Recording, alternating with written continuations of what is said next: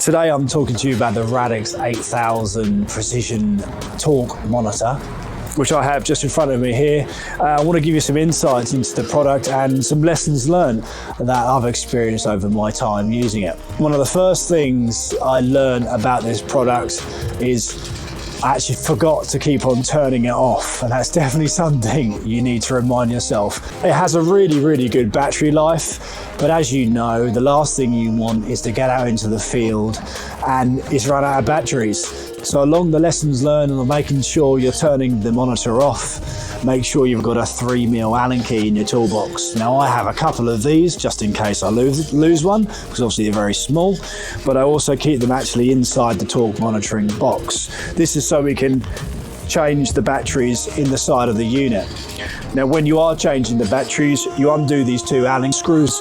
You have to get 2 fingers and just slightly wiggle the batteries out. It comes out as a cassette. It takes AA batteries, nice and simple to install and nice and simple to put back in. Obviously just check there's no dust or any dirt on it as you're placing it back in. This is a really nice compact piece of kit. Before I put it away, every time I use it, I just make sure it's dry and clean when I put it back in its flight case.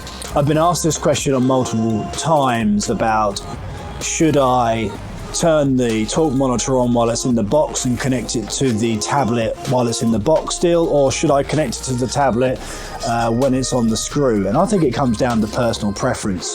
For me, I like to take this out of the box, I like to turn it on inside the flight case, turn the tablet on and just make sure it's connected, and then I carry both items to a screw, put it on top of the screw, zero everything in, and then I start installing the screw. Reset all your torque readings, etc., and then crack on. I've also been asked the question of how should I transport it from screw to screw?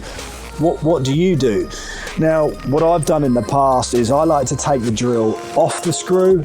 I like to then remove the torque monitor from the screw, and then I like to put the torque monitor straight onto the next screw. And if I've got a partner helping me, they can hold that screw, hold the torque monitor, and then I apply the drill to the torque monitor. If I'm by myself, I will probably like to get that screw in the ground slightly so the screw's got some stability before I put the torque monitor on top. And just remember, once you attach this to the next screw, make sure you zero your torque reading and then proceed from there. When you're placing this onto the next drive head, just make sure that this male drive is clean. Just give it a wipe. On occasions, I might even just have a little bit of WD-40 in there to allow it to slip in and out nice and easy, because as you well know, you can get grit and dirt in there, which might make it difficult to go in and out. Moving on to the tablet. Again, same principles. Make sure it's charged. Multiple occasions have I got to site installing screws and I've forgotten to charge the tablet. So I actually carry a charging brick in my flight case as well. It's very rare, but if I ever get a connection issue or it's not connecting from the tablet to the unit, a simple reset clears the whole thing. So that could be a reset of the app, closing it down properly, maybe turning off the Wi-Fi settings and turning them back on again, going back into the app and restarting the whole process again. Yeah, it's a bit of a cliche. Turning it off and turning it on again sometimes is the right solution. So another one of my lessons learned was in the early days of using this piece of kit, I had this rested on a toolbox or even on the floor, and obviously I didn't want to get it damaged. I literally made a basic stand that I can put in the ground and then put my tablet on it and make sure it's nice and close so I can actually see it. So it's definitely something that I would advise looking into, a stand for your tablet to go on so it's close to the installer so they can see the readings.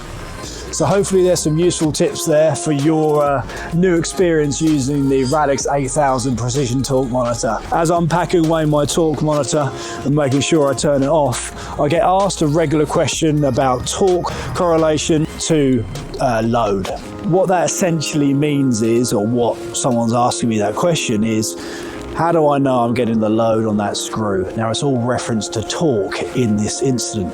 Typically, we want to be installing a screw whatever length of screw that is, measuring the torque on that first initial screw, and then testing that screw. So for example, I'm installing a 1250 ground screw, I measured the torque at 200 Newton meters of torque, and then I test that screw. And if I test that screw and I get 40 kilonewtons, and therefore I know that I need to install every 1250 screw at 200 Newton meters of torque, for example. Say I don't get 200 Newton meters of torque on another screw I install, I get 100. Well, then you need to test that screw and identify what load you can get out of that screw at 100 Newton meters of torque. In an ideal world, and we had lots of time, if you're on a project, you'd test every Newton meter range, for example 100, 150, 200, 250, and do a load test on all of those torque ranges, so therefore you know when you're installing the screw on a project, you know what load you can get on that screw. By doing that, you can make sure you've got the load required on each screw.